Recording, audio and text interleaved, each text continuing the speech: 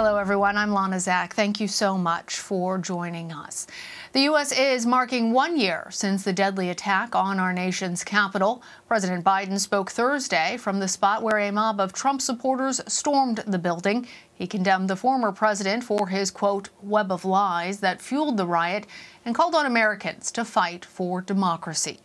Hundreds of people have been arrested, charged, and sentenced for their role in the assault, and a congressional investigation has been intensifying. We'll have more on that in just a moment. But first, we start off with CBS News Chief White House correspondent Nancy Cordes. A twilight vigil tonight on the Capitol steps, the same steps that were overrun last January 6th. Rioters beating, tasing, trampling officers in their zeal to get inside. This was an armed insurrection. Today at the Capitol, President Biden blamed one person, his predecessor. The former President of the United States of America has created and spread a web of lies about the 2020 election.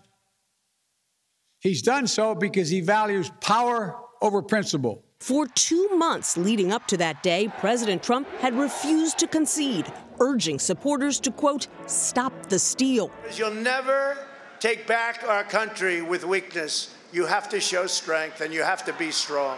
The riled-up crowd of 2,000 people set its sights on the House, where Vice President Mike Pence and lawmakers were certifying the election results. More than half a dozen rioters and officers died, and the incident shook the U.S. populace. In a recent CBS News poll, 2/3 of Americans said they feel democracy itself is under threat.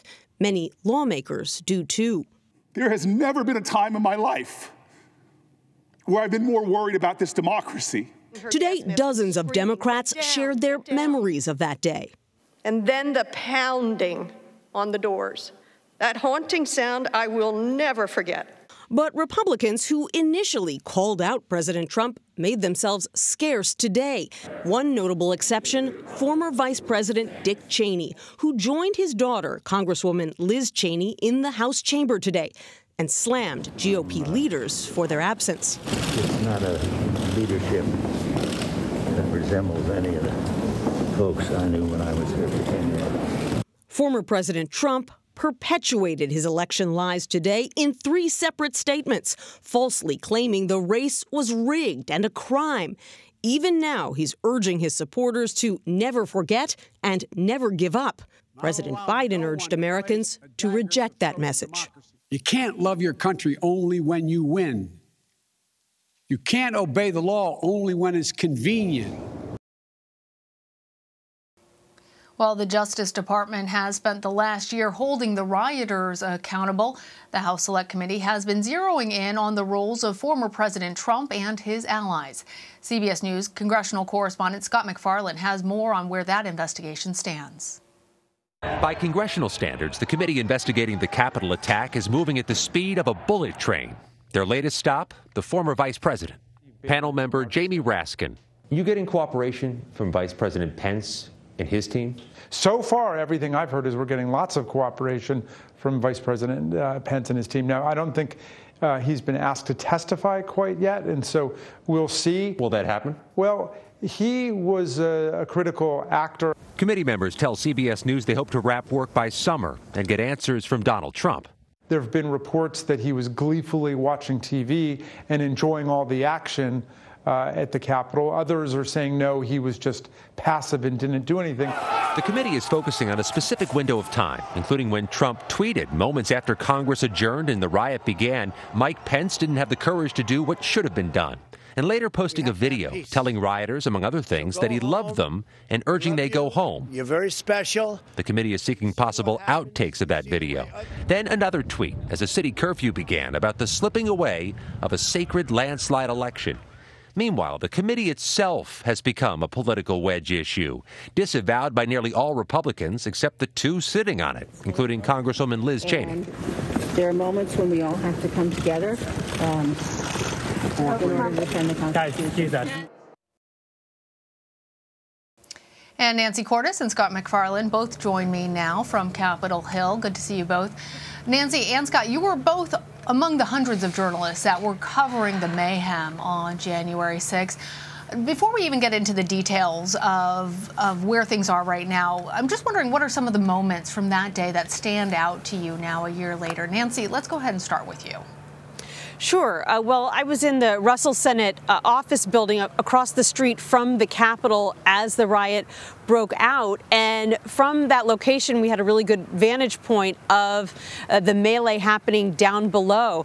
And what I remember is just wondering for hours where the backup was. You know, this is the nation's capital. You have dozens of various police forces just located here in the city, not to mention the Department of Defense. And yet these Capitol police officers and D.C. police officers were essentially on their own and vastly outnumbered. Law enforcement officials now say there were about 2,000 protesters and rioters here who tried to get in. There were far fewer police officers.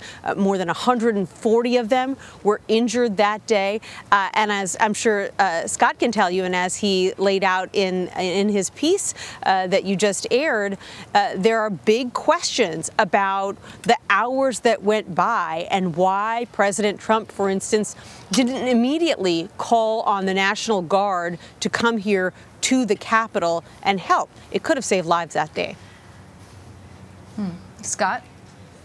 Well, Lana, there was an eerie similarity in the early hours this morning. It felt the same in the air. It was just as cold January 6, 2022 as it was in D.C. January 6, 2021. I parked my car near Democratic Party headquarters where there's a parking spot this morning. And as I walked over to the Capitol, I recognized 1 year ago this morning, there was an active pipe bomb placed outside those headquarters and outside Republican National Committee headquarters. And 1 year later, there is no suspect. There's been no arrest. The FBI told our colleague Jeff Begays they're not even sure if it was a man or a woman who dropped the pipe bomb a year ago. And that question is unanswered, and that lingers today. But something else struck me today. There were family members of Capitol officers who came to town today to be near their sons or daughters or brothers and sisters who work on the force, to give them a little comfort on a day that is likely to traumatize some people. A year later, instead of fear and chaos, it was just this malaise and sadness, Lana. Scott, I want to follow up with you about your piece mentioning that the January 6th committee is narrowing its focus on the former vice president and Mr. Pence's team. What are lawmakers actually hoping to learn from them? Well, so far, these lawmakers, these 9 committee members of the House Select January 6th Committee, have interviewed about 300 witnesses, collected tens of thousands of documents, yet they're being unequivocal in their ambitions. They want to talk to more people. They want to talk to not only the vice president, but his inner circle. It's clear they want more information about former President Trump. They've been emphatic about that. And now they're saying they're entertaining or planning prime time hearings, both to reveal what they've found, Lana, but also to press the investigation forward. Congressman Raskin said he wants to dig further through prime time hearings as America can watch. But they have a deadline, a clear deadline, summer, if not fall, 2022, before the midterm elections.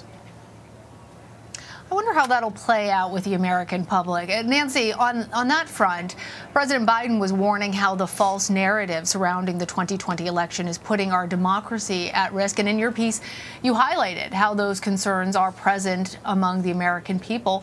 I'm wondering, given what Scott was saying about primetime viewing of the hearings, how does President Biden expect to actually restore faith in our democracy?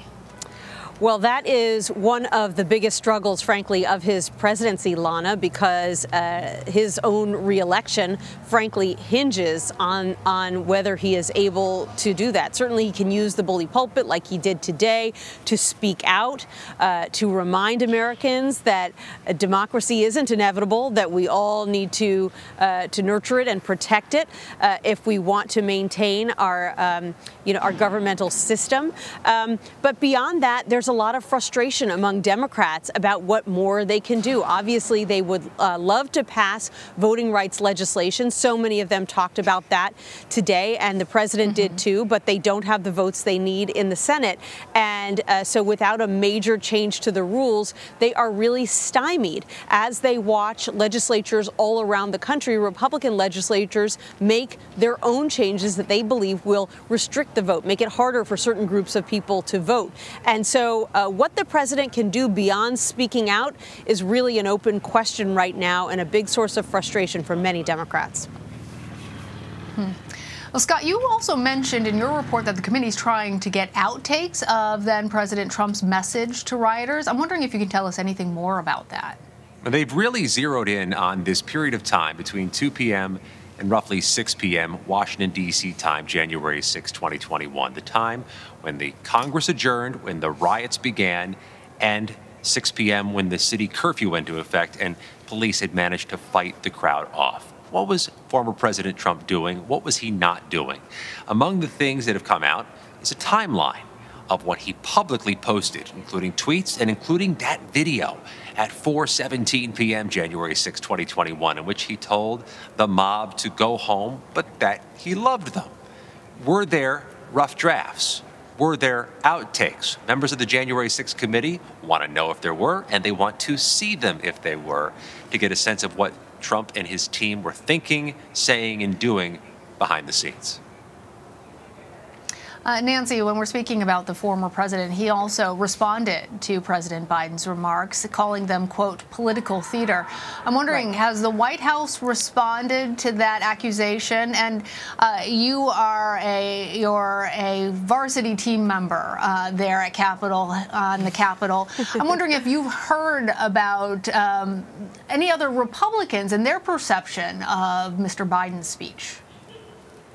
You know, it was hard to find a Republican today because they were not here on Capitol Hill. You know, some of them had a good reason. There were some senators who went to the funeral of former Senator Johnny Isakson down in Georgia, but that's just a handful. The rest of them were just simply gone. They didn't want to be here. They didn't want to be asked about that day. They didn't want to be asked about President Trump's role in that day. And many of them have, including the Republican leader, Kevin McCarthy, most notably, have really backed off their initial criticism of President Trump. The day that this insurrection took place, we were on the air and Norah O'Donnell asked Kevin McCarthy if he had reached out to the president himself and begged him to make this stop. And he said, yes, he had called the president. He had expressed in very strong terms that he needed to do something.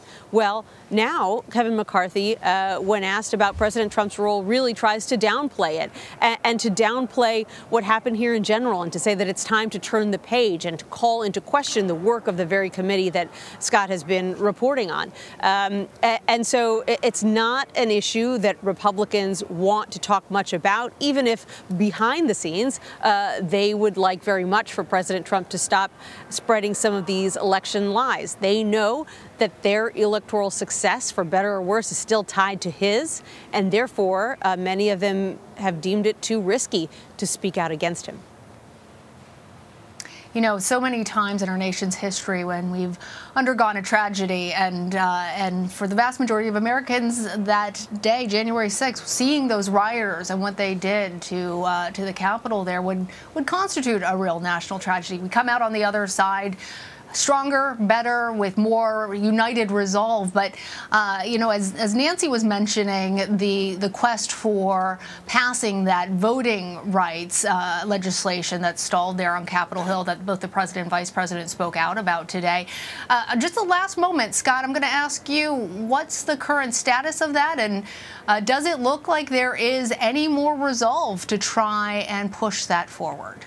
It seemed clear to me today there is a synchronization between the White House and Democrats in Congress to make this push in the wake of the January 6th anniversary, to use the momentum that was gained today as Americans reflected on an election that was being challenged by force, and use that to gain national support for changing voting rights or protecting voting rights from threats. Where will that go? The trajectory doesn't look any different, but they're using the timing to make this perhaps final push before the midterm elections. All right. Nancy Cordes, Scott MacFarlane, thank you both.